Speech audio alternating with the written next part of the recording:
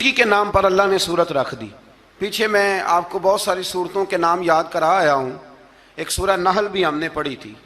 تو اللہ تبارک و تعالیٰ نے اس سورت میں قرآن کریم کی حقانیت، مومنین کی صفات، مختلف انبیاء کے احوال، اللہ تعالیٰ کی توحید پر دلائل، قیامت کی ہولناکیاں اور حیات بعد الموت کا ذکر فرمایا. اس سورت کی ابتدائی آیات میں ایک بار پھر حضرت موسیٰ علیہ السلام کے احوال اور معجزات کا بیان ہے. آیت نمبر 16 سے سلیمان علیہ السلام کا ذکر ہے. وہ داؤد علیہ السلام کے وارث تھے، بیٹے تھے، اور انہیں پرندوں کی بولیاں سکھائی گئیں. جنات اور انسانوں کے لشکر کا ایک فوجی ڈسپلن کے ساتھ ان کے پاس حاضر رہتے تھے. وہ جو ان کا لشکر تھا نا، اس میں انسان بھی تھے، جن بھی تھے، اور اس کے اندر پرندے بھی تھے. ان کا لشکر تھا، وہ ہمیشہ ان کے پاس رہتے تھے.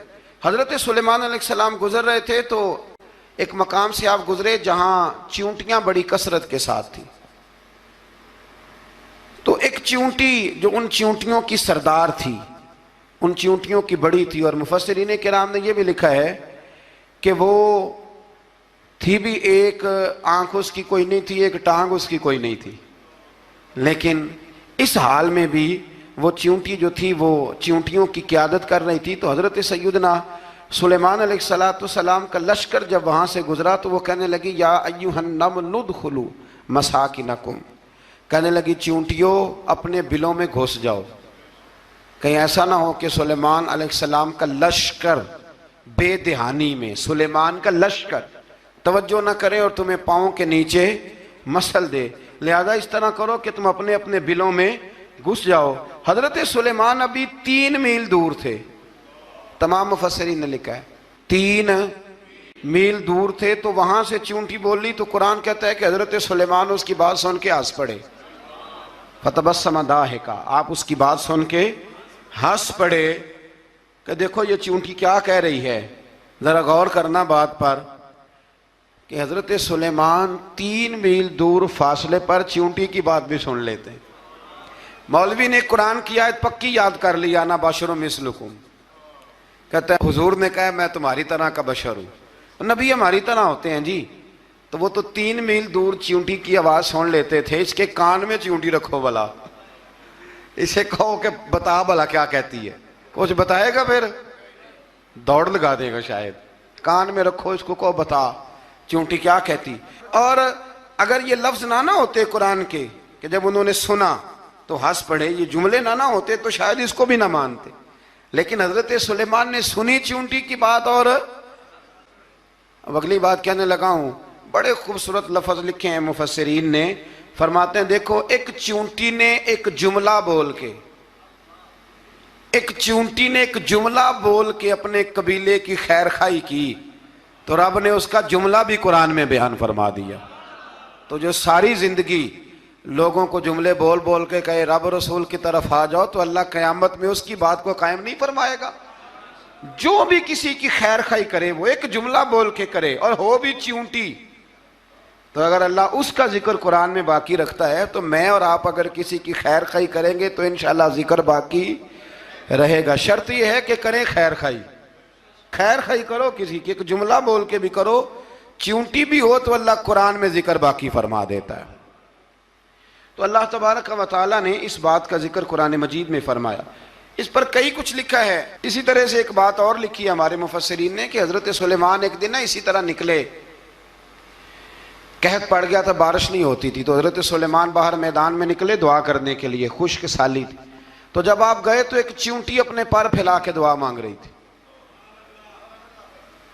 تو رب کریم نے فرمایا سلیمان آپ واپس چلے جائیں، بارش آ جائے گی پر آئے گی چیونٹی کی دعا پہ. تو حضرت سلیمان نے عرض کی مولا میں بھی تو اتنا لشکر لے کے آیا ہوں نا، تو چلو ہمیں بھی دعا کر لینے دے. تو چیونٹی کی دعا پہ برسا دینا پر دعا کر لینے دے. فرمایا نہیں آپ واپس جائیں، دعا نہ مانگیں. یا اللہ کیوں؟ فرمایا چیونٹی کا دل ٹوٹ جائے گا، وہ تو کہے گی کہ یہ سلیمان کے لشکر دعا پہ پھر بارش آئی ہے. تو آپ نہ کریں تاکہ اس کے دل میں یہ بات رہے کہ نہیں میرے رب نے میری دعا پہ بارش فرمائی ہے. آپ جائیں، آج بارش آئے گی پر آئے گی چیونٹی کی دعا پہ. تو جو چیونٹی بارش کی دعا کرے قوم کے لیے، اللہ اگر اس کا ذکر قائم رکھتا ہے تو جو اپنی قوم کے لیے ہدایت کی دعا کرے، اور کبھی کبھی گردن جھکا کے دیکھا کرو کہ دل میں رسول اللہ کی امت کا درد کتنا ہے۔ اگر کہیں حضور کی امت کا درد ہے تو پھر انشاءاللہ ذکر قیامت تک باقی رہے گا، پھر انشاءاللہ قیامت تک آنے والی نسلیں بھی آپ کا ذکر کریں گی اگر حضور کی امت کا درد سینے میں موجود ہے۔ اسی طرح سے پھر حضرت سلیمان کے لشکر میں نا ایک ہدہد نامی پرندہ بھی تھا، لشکر کا کارکن تھا پرندہ۔ ہدہد غائب تھا تو حضرت سلیمان کہنے لگے کدھر گیا وہ ہدہد؟ نظر نہ آ جایا سخت سزا دوں گا، یہاں تو کوئی اچھی خبر لائے گا، چونکہ وہ ہدہد پرندہ جاتا تھا تو خبریں لا کے دیتا تھا، ورنہ سزا دوں گا۔ اتنی دیر میں ہدہد بھی آ گیا۔ یہ پرندے جو کارکن ہوتے ہیں بڑے سیانے ہوتے ہیں، کبھی بندہ ناراض ہو تو صحیح خبریں لے آتے ہیں، تو صحیح خبر لے کے آ گیا۔ آتے ہی آ کے بیٹھا تو اس نے حضرت سلیمان علیہ السلام نے کہا کہاں تھے؟ عرض کرنے لگا حضور میں ملک سبا گیا تھا، وہاں ایک عورت حکمرانی کرتی ہے، اس کا نام بلقیس ہے، بہت بڑے تخت پہ بیٹھتی ہے، 80 گز اس کا تخت لمبا ہے، 40 گز چوڑا ہے، اور شاید 80 من کے 80 ٹن اس کا وزن ہے۔ تو حضور وہ سورج کو پوچھتے ہیں، تو حضرت سلیمان نے فوراً خط لکھا، فرمایا جا کے اسے میرا خط دے دو کہ یہاں تو کلمہ پڑھ کے ہماری فرما بردار بن جائے، ورنہ تیار ہو جائے، جو اللہ کے غیر کو پوچھتے ہیں ہم ان کے خلاف جنگ کریں گے۔ وہ جب لے کے گئے نا خط، یہ حدود گیا تو وہ میٹنگ کر رہی تھی، اس کے وزیر مشیر سارے بیٹھے تھے، اس نے جا کے خط پھینک دیا ملکہ بلقیس کی جھولی میں۔ اس نے خط پڑھا تو ڈر گئی، وزیروں کو بلایا۔ حضرت سلیمان، قرآن کہتا ہے حضرت سلیمان نے کہا تھا خط پھینک کے نا تو سائڈ پہ ہو کے سننا وہ کیا کہتا ہے۔ بندوں کے لیے منع ہے، پرندوں کے لیے جائز ہے۔ بندوں کے لیے منع ہے سائڈ پہ ہو کے سننا، ہاں جس کی جاسوسی کی ڈیوٹی ہو، کفر کی جاسوسی کی، اس بندے کے لیے بھی جائز ہے۔ تو یہاں ایک تو وہ پرندے تھے، دوسرا کفر کی جاسوسی کر رہے تھے، سائڈ پہ ہو کے سننے لگے۔ تو ملکہ بلقیس کہنے لگی اب کیا کرنا ہے، یہ خط آیا ہے۔ تو وہ کہنے لگے ہم تیار ہیں، آپ حکم کریں، ہم لڑنے کو تیار ہیں، لڑیں گے۔ وہ کہنے لگی نہیں تیزی نہ دکھاؤ، قرآن مجید کہتا ہے کہ وہ کہنے لگی جب لڑائیاں ہوتی ہیں تو شہر تباہ ہوتے ہیں، ملک کھنڈر بن جاتے ہیں، لڑائی مسئلے کا حل نہیں ہے۔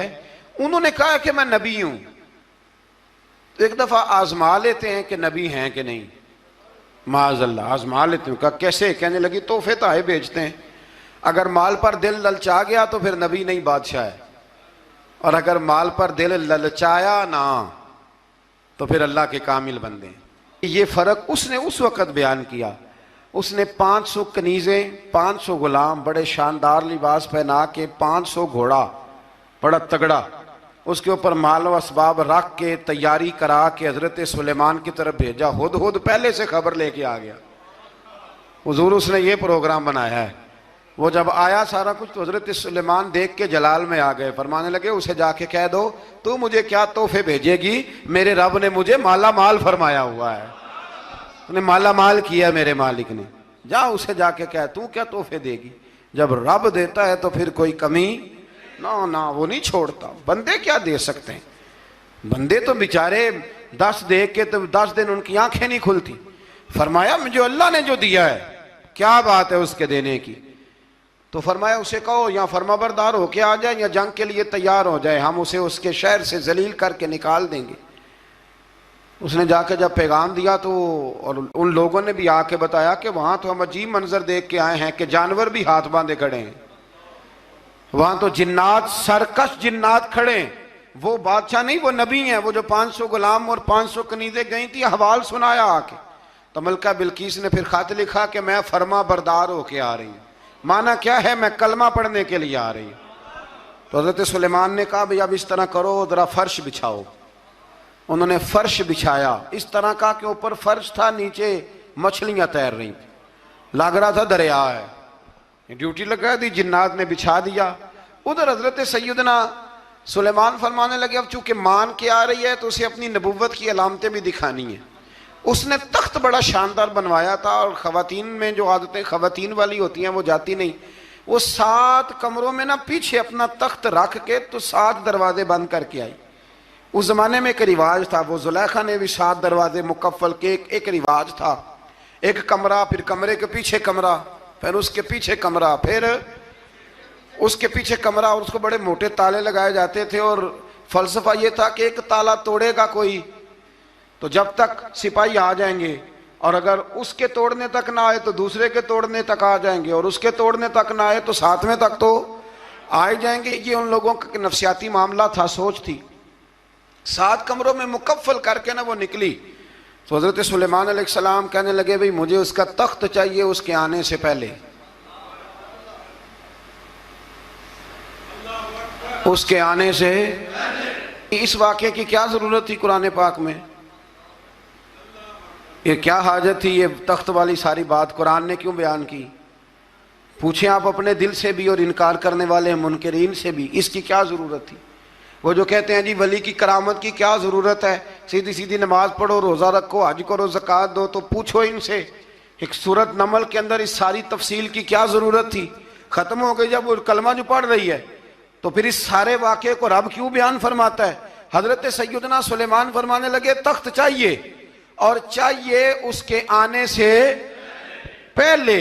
قال عفریت من الجن، جنوں میں سے ایک بہت بڑا جن بولا، کہنے لگا حضور آپ کا یہ تخت برخاست ہونے سے پہلے لے آؤں گا۔ یہ جو آپ میٹنگ کر رہے ہیں نا، یا آپ فیصلے ختم، کچھ نے لکھا صبح سے شام تک میٹنگ ہوتی ہے اور اس کو آنے میں پتہ نہیں کتنے دن لگیں گے، تو میں یہ برخاست ہونے سے پہلے، اور کچھ نے کہا دی آپ شرط کیوں لگاتے ہیں کہ صبح سے شام تک ہوتی؟ اس جن نے کہا دی آپ 10 منٹ میں فارغ ہو جائیں، آپ فارغ ہوں گے تو تخت آ جائے گا۔ مفسرین نے لکھا ہے کہ جب قرآن کہتا ہے کہ اس نے کہا کہ آپ کے فارغ ہونے سے پہلے، تو اس کا مطلب ہے کہ جب آپ اٹھیں گے، یہ جگہ خالی کر دیں گے تو تخت یہاں کیویں ہزاروں میل کا فاصلہ ہے آ جائے گا، پر ہوائی جہاز پہ کارگو کرا کے، جی DHL کے ذریعے کیسے آئے گا؟ وہ آئے گا تو بس آئے گا۔ تو حضرت سلیمان کی تو بادشاہت تھی نا زمانے پہ، فرمانے لگے نہیں نہیں تو لیٹ ہے، تو لیٹ ہے، تو ہمیں جانتا ہی نہیں، ایٹ سٹ تے پکھڑا کوار گندل، اسی اور بھی بوٹیاں جاننے ہاں، یہ تو لیٹ ہے، ابھی ہماری طاقت اس سے زیادہ ہے۔ بڑی کمال بات لکھی ہے لکھنے والوں نے۔ ایک مفسر نے لکھا ہے کہ ابھی حضرت سلیمان نے غلاموں سے منگوایا ہے، اپنی بات کوئی نہیں کی، یہ حال ہے ان کے غلاموں کا، تو سردار کا عالم کیا ہوگا؟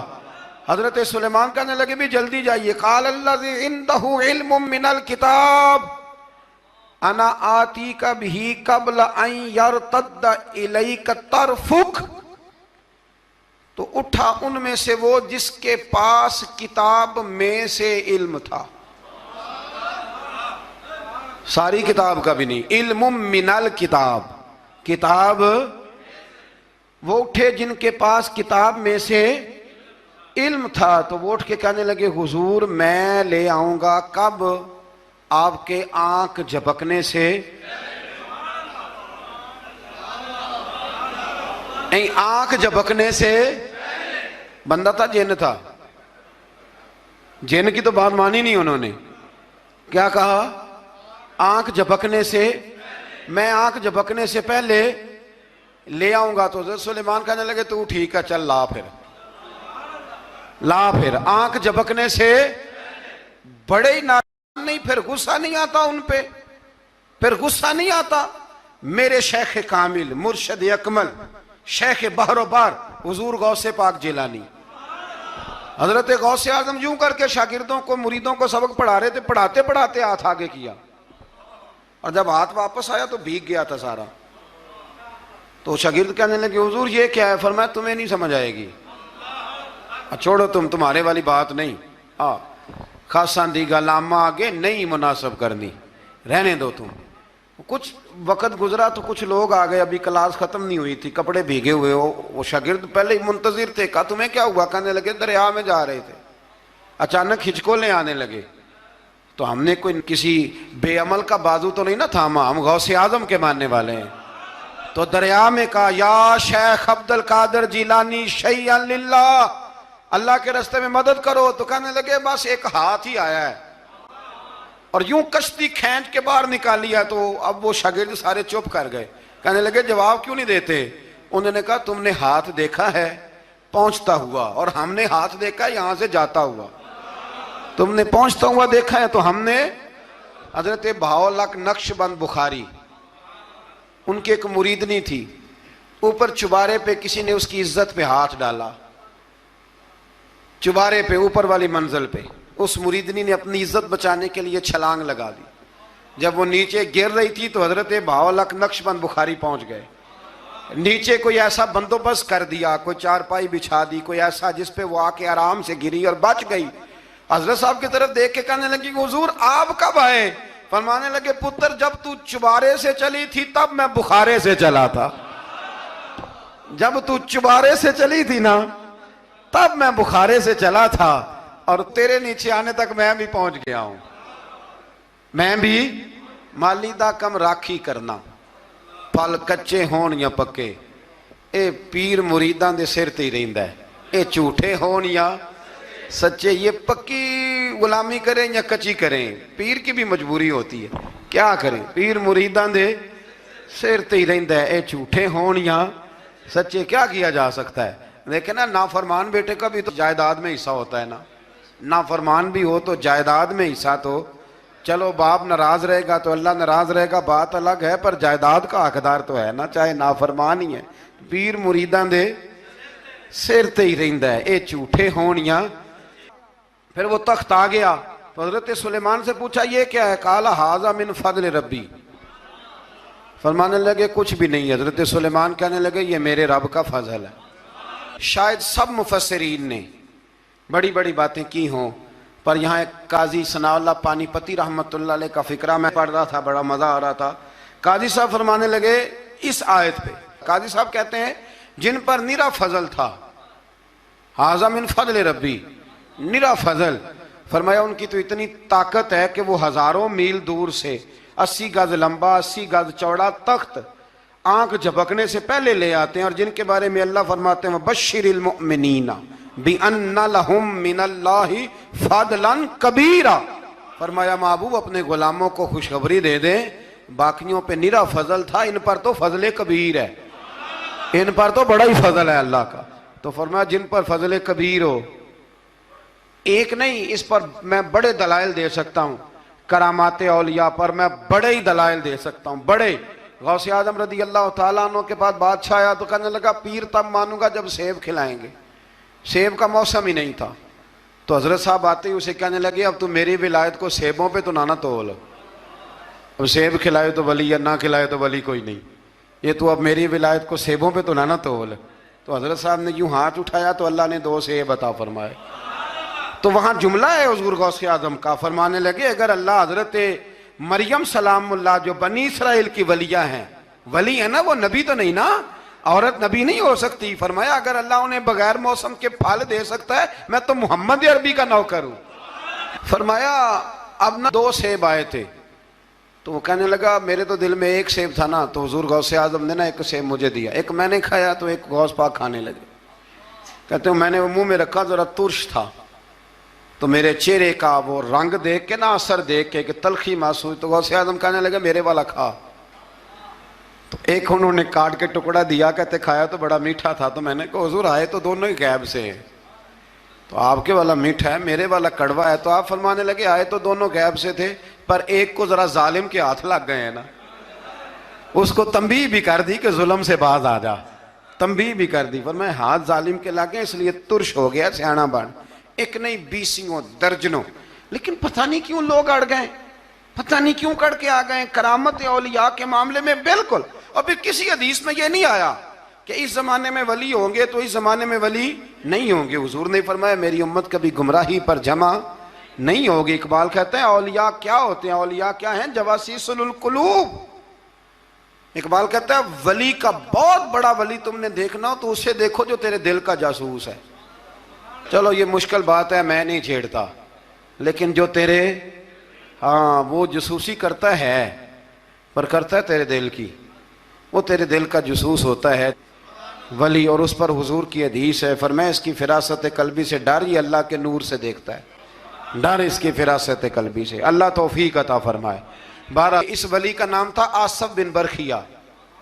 آصف بن برخیہ جی حضرت سلیمان کے وزیر تھے۔ وہ آئی ملکہ بلقیس، اور جب وہ آئی نا تو اس نے دیکھا کہ یہ تو آگے سامنے حضرت سلیمان بیٹھے ہیں، اور جو رستہ ہے نا درمیان میں وہ فرش ہے کہ دریا ہے سمجھ نہیں آ رہی، تو اس نے نا اپنا یوں کر کے اوپر کپڑا اٹھانا شروع کر دیا کہ نیچے پانی ہے، تو حضرت سلیمان کہنے لگے چلتی آ، نیچے کچھ بھی نہیں۔ اس نے پیر رکھا، نیچے مچھلیاں بھی تیرتی جا رہی تھیں۔ حضرت سلیمان علیہ السلام، آج بھی اللہ نے توفیق دیا نا، لوگوں نے اس طرح کی تعمیرات بعد میں کی ہیں، لیکن اس کے موجد، اس کے پہلے بنانے والے حضرت سلیمان ہیں اللہ کی دی ہوئی توفیق سے۔ تو وہ ملکہ آپ کے پاس آئی، پھر وہ آپ کی فرما بردار ہو گئی، اور بعد مفسرین نے یہ لکھا ہے کہ اس نے جب کلمہ پڑھا تو پھر اس کا نکاح بھی حضرت سلیمان سے ہوا، یہ بھی بعض لوگوں نے لکھا۔ کوڑا تخت دنیا دا باہو، فکر سچی بادشاہی ہو،